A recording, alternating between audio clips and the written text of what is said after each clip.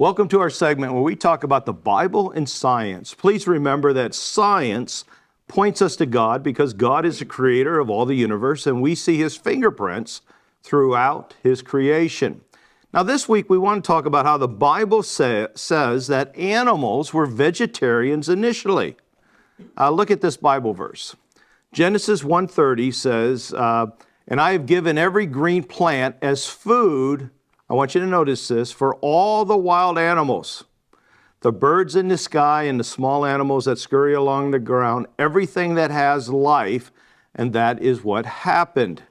Therefore, animals were created to be vegetarians at the beginning of creation when there was no such thing as death. Nevertheless, it is a common misconception that animals like cats, birds of prey, and spiders could not have thrived as vegetarians. They claim they eat mostly meat or insects in their meals today, but was this always the case? That's what we want to talk about this week. So can a spider be a vegetarian?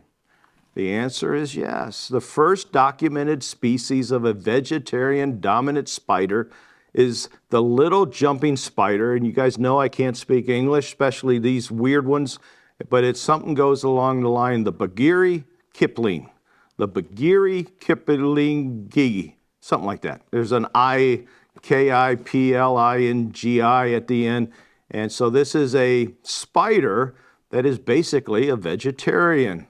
In the past, researchers were aware that some spiders consumed pollen and spores collected in the webs for food. Some even occasionally drink nectar. But this spider doesn't appear to prefer other creatures strongly. For example, in Central America, it surrounds acacia trees and feeds on them rather than even the ants that live there. Since death was not a component of the original creation, animals were not consuming other creatures, as I just read in Genesis 1:30. So animals started consuming other animals after sin invaded God's flawless creation and before the flood. So even though spiders are typically predatory, animals like this demonstrate that they may easily survive on a vegetarian diet. But this animal is not the only one that exhibits this talent. It has been reported that 2 lions are vegetarians, or were. The most well-known is the arguable tiny tyke, is what they called him, who passed away many years ago. Although this tiger, or this lion, was raised on a farm, the giant cat was vegetarian her entire life. Her vegetarian diet demonstrated that while being carnivorous in the wild, these kind of cats can easily survive on a vegetarian diet.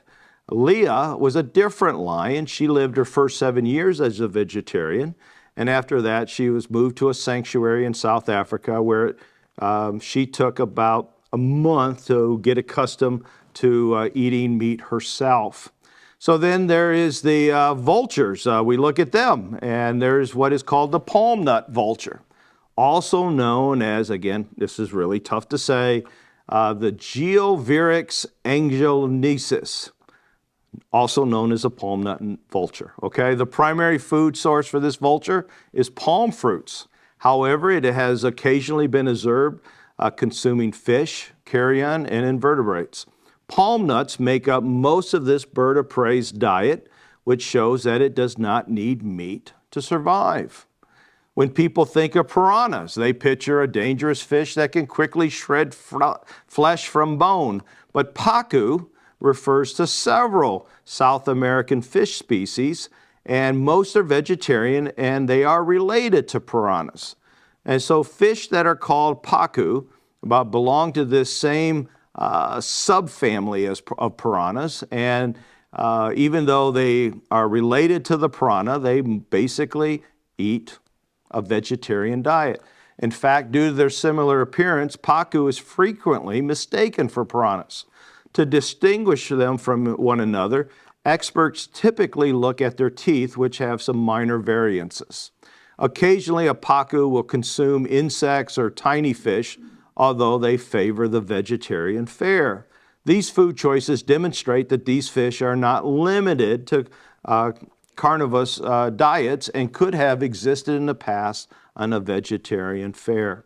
So while considering the history of creation, the idea that predatory creatures have always existed must be rethought. At least we think so as Christians who believe in a creationist God.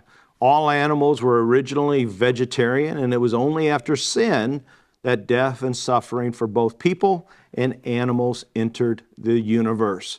Creatures that one might assume to be carnivorous, but could have successively existed without meat, like spiders and cats, lions, offer a glimpse of what life could have been like originally. It also demonstrates how these carnivorous creatures may have easily thrived in the first creation without consuming meat. I hope you've enjoyed this week's segment on the Bible and science. Please remember that we Christians are never afraid of science. On the contrary, we embrace natural science because God is our creator and there are no surprises to him. Bible and science. The Bible and science.